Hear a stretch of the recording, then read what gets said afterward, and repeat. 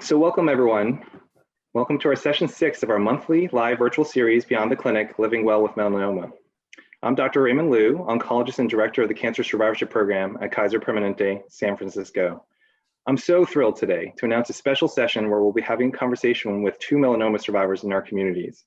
In today's 30-minute conversation, we'll be talking about managing or pursuing a career with a cancer diagnosis. As always, we really value your input, questions, and comments, so please feel free to send in your thoughts through the chat, and I'll make sure we cover as many of these themes as possible. So I would just like to start today by having our 2 guests, Brian Halvorson and Laura Pulley, introduce themselves. Paul and Brian, maybe I can have each of you start by taking a minute or so to tell us where you're calling in from, what you're passionate about, and let us know where you were in your career when you were first diagnosed. So Laura, do you want to start first? Sure. Yeah, thank you for having me. This is quite a treat for me to revisit. Just something that I lived in the recent years.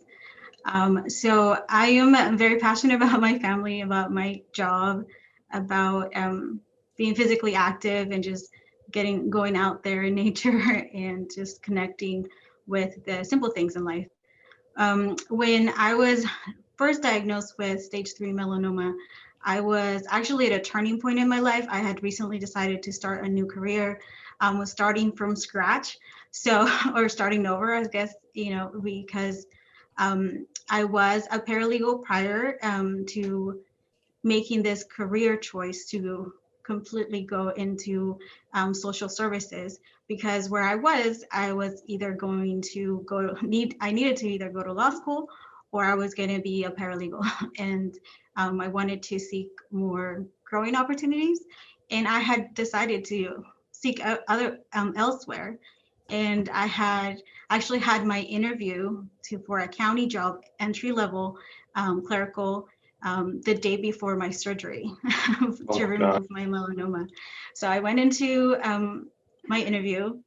And then the next day I had surgery, and a few days later I had the job offer while I was recovering. So that's where I was. I was starting over in a different field from what I was used to, and 3.5 years later, now I find myself holding a supervisor position. So from entry level to now, it's happened quite fast.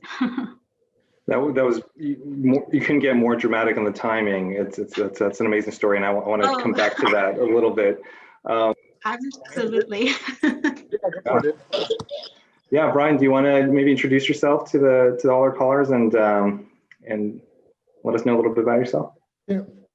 First of all, thank you for having me here. I'm honored to be here. I hope I can contribute some. My name is Brian Halvorson. I am currently in Grand Forks, North Dakota. And no, I'm sure some are thinking, but we don't have snow on the ground. So, now, tomorrow might be a different story, but we'll see. But for now, we don't. So my passions are kids. My whole life focuses around teaching and being around kids. And so that's why I am a teacher. I am a middle school teacher. And yes, please feel sorry for me because I teach middle school, but I love it. The kids are awesome. But when I was diagnosed in 2007 with melanoma, and I was teaching at a school here in Grand Forks. I'm still there. So in my career, I was in the schools teaching. Yeah, that's all I have. Yeah, so this is just amazing to hear both your stories, because I know we've had a little bit of time to talk even before this conversation, and you're from different parts of the country, different professions, but I think one of the common things I've heard from both of you is that there isn't necessarily a lot of control when things are happening. So there is a need to sort of say, well, what can you control in your career when things are happening? How did you deal with it, and what is your advice to some of the folks here on the call today? Lori, Brian, you want to start? Yeah. Brian, why don't you just we'll start alternate. We'll do. Go ahead, Brian. Yeah.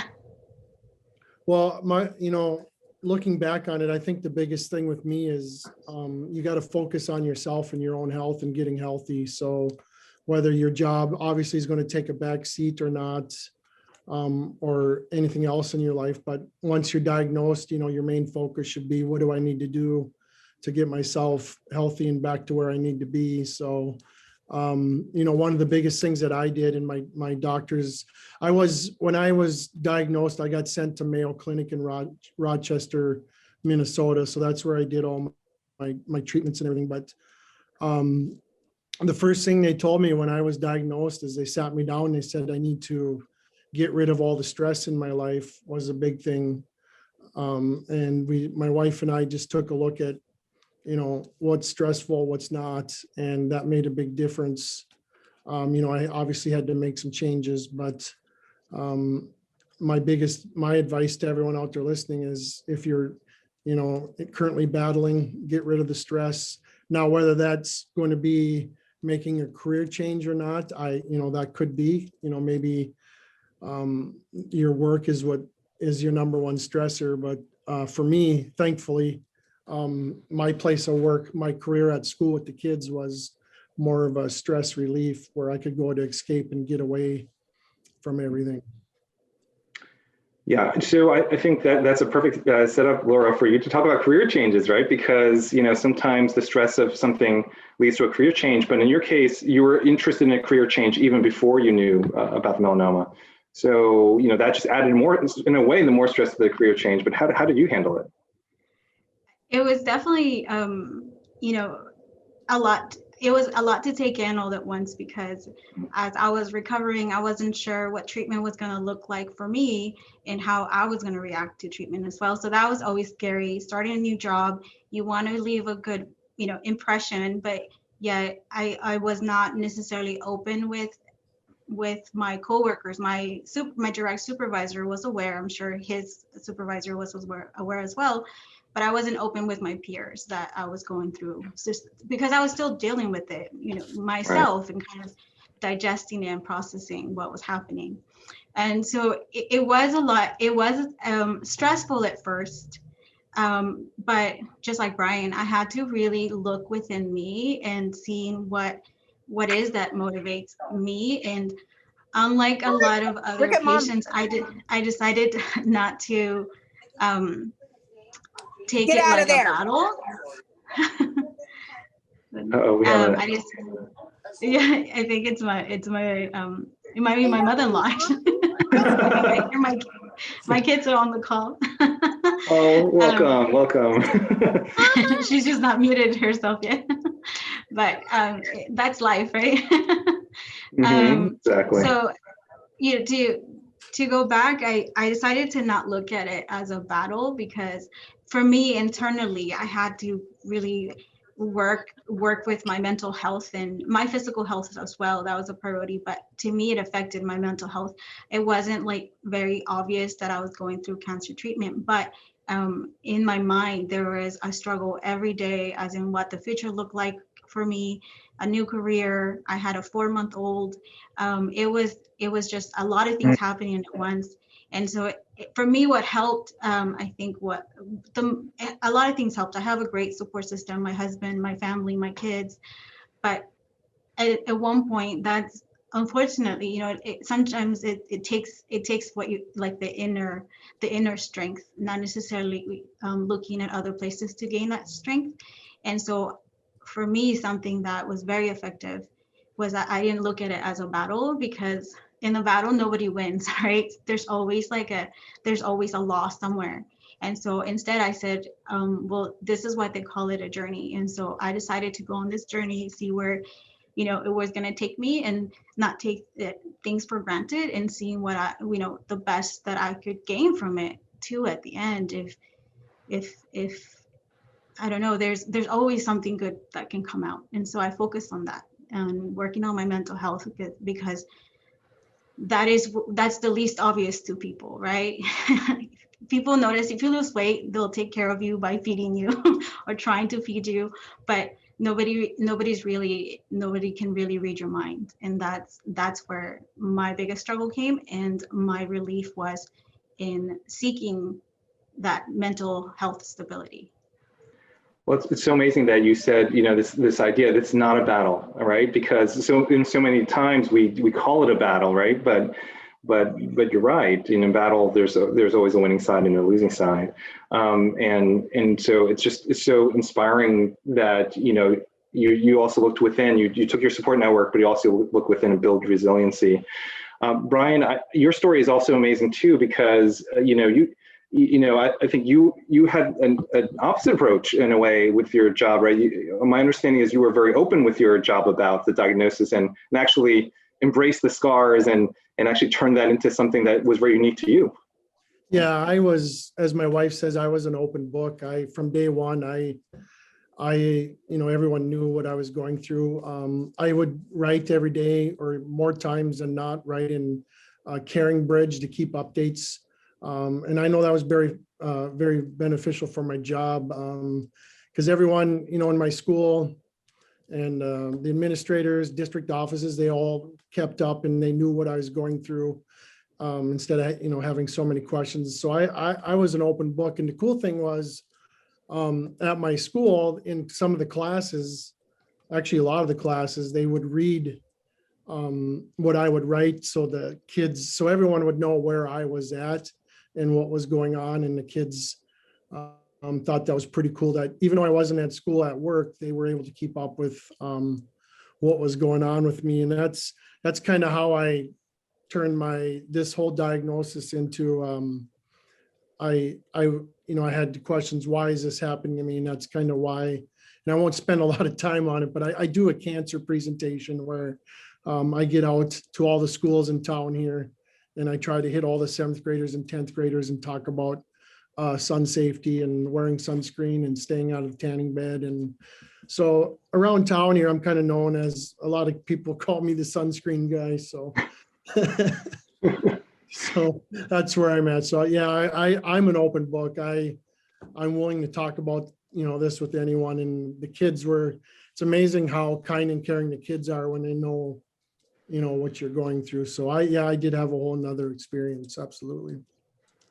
Right. So it sounds like it's really a personal journey. And, I want to also ask either one of you, are there any books? Is there any, if folks on the call, like they want to learn more, or they want to, how does one get through that journey? Like, what is the process of self-exploration and self-discovery?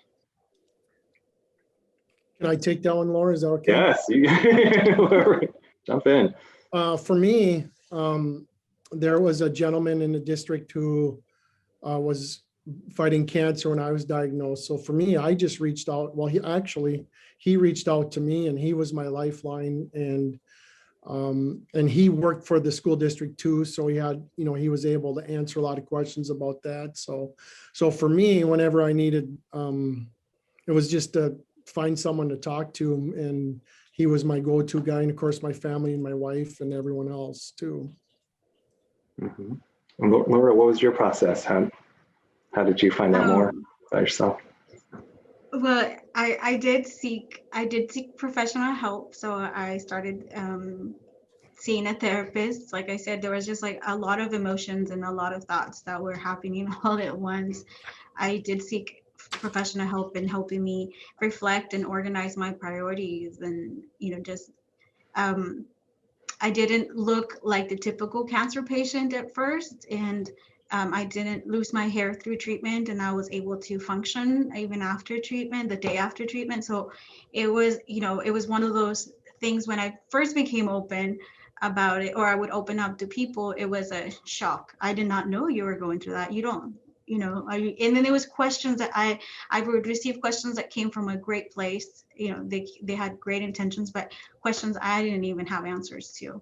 And so I kind of went back into, again, just working with myself and reading more like personal growth and more like self-help books to help me understand why I would choke up at these questions. How come I struggle so much to answer certain what makes other, like Ryan, I admire you for being so open, because sharing our journeys may help someone else. And it took me a year into it to build the courage and the strength to be able to be open about it and be able to say, like, I'm a cancer patient and I'm going through this right now.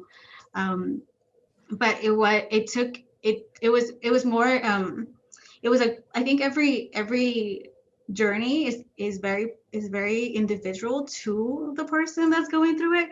So at the time, I stopped comparing myself to what other people were expecting from me. And I really just went in and said, this is what Laura needs. This is what I need. This is what's going to work for me, until, like I said, and then that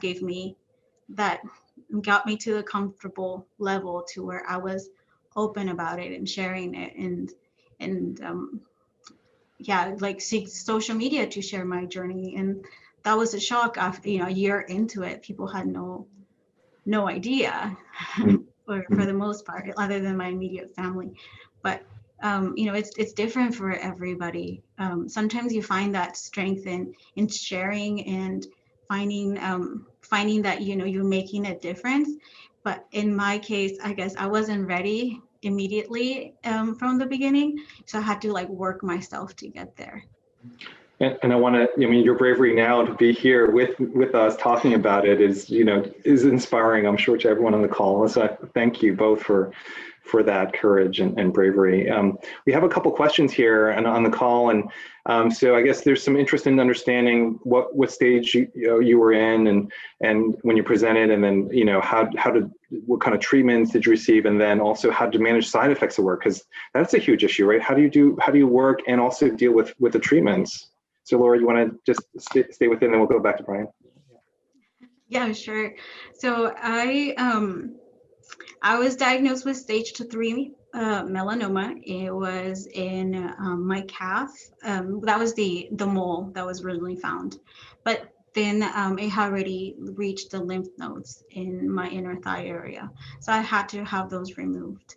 And for melanoma, stage 3 is such a gray area. At least, doctor, you know more than I do, but what I was told when in the beginning was that it's such a gray area. There's a lot of research for stage 1 and 2, and there's more research to stage 4.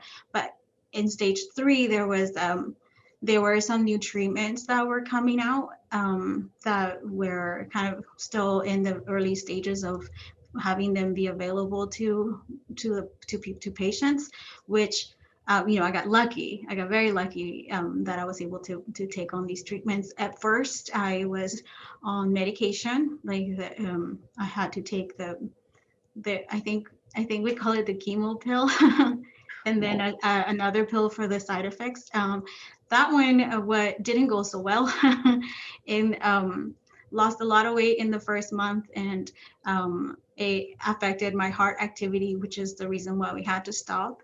And then at the same time, because the melanoma didn't seem to be in my body, then we had a choice to make whether we seek more treatment that was making me so sick and was affecting other organs, to maybe we forego treatment because there is no sign that there's melanoma left. And we stopped treatment, and then we decided to resume in the form of injections. And so I would go every 2 weeks to have these injections. And then while I was doing that, it was another mole appear on the scar tissue, turned out to be melanoma again. And since then we found more. So it was definitely a good decision between my doctor and I to continue treatment. And so my body reacted better to the second treatment, to the infusions, but it was still like an experience with going in for my infusion at the end of the day so that I could go home and rest. And that was one of the things that I would recommend. I would, take the time, listen to your body, definitely try to do your best to, like Brian said, like take care of your physical health. I am so resilient. And like I said, I was starting a new job. So I was back at work first thing in the morning the next day. Oh my gosh. And just work through it. I made myself go through it, and then I would come home and I think, I am so grateful for my husband, because I would come home and my body could do nothing else. And so he had all that responsibility after that. Well, I was so stubborn that I did not lose my hair. I said, I'm not going to lose my hair. It's not going to happen.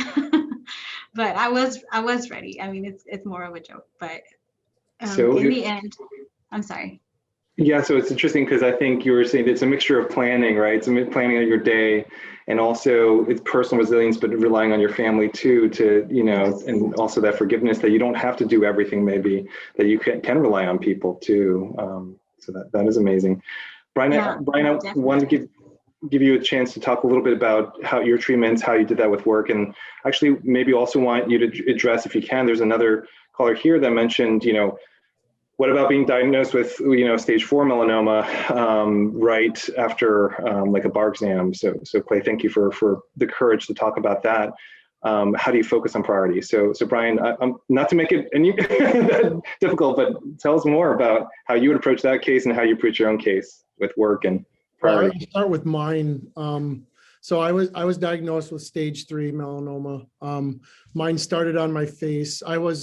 Growing up, I was a lifeguard. I was outside all day long, and 20 years later, it came back and started on my face, and then it spread into my neck, into my lymph node. Thankfully, it was only one lymph node. But then they also thought it might have been into my spine. Thankfully, it wasn't, but there was a little stretch of time there where things were looking pretty bleak. But when I went to Mayo, I did a neck dissection. So they did a neck dissection, took all the lymph nodes out and the parotid gland. And thankfully, when I did my neck dissection, everything was clear, knock on wood. But and then I did radiation and finished with immunotherapy. That was my treatment that I did down at Mayo. I was on immunotherapy for 3 years. So I don't know. I would try to get to work as much as possible. I know from where I live down to Mayo Clinic is about an 8-hour drive. So it's not, I mean, when we would go down there for like my radiation treatments, obviously I was missing work and school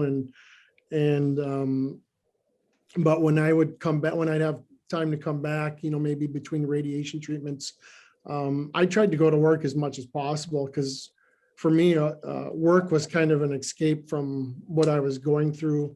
When I was around the kids, it just kind of, put me at my job, which I love, and it kind of helped me escape from the medical world, and I could kind of forget what I was going through. So I was very thankful for that. But like Laura said, you got to listen to your body. It was crazy. Like when I was going through radiation, I was at work, but I would get really tired. So when I would have some downtime, and I told my bosses, they knew, I would go lay down in the back and grab a little nap, because I was exhausted. But I wanted to be there. That was my saving grace, was my job being at work. So, and it was, the kids were really interested too in seeing me in person, just to see excuse me, where I was at physically. Like they would see my scars from my neck dissection, my hair from radiation. Like one day I was in class and I reached up and a big clump of hair came out, and the kids were there and they were asking questions. So, it was a great opportunity to teach them what I was going through dealing with cancer. So I thought it was a great opportunity to, to show them what was going on with me.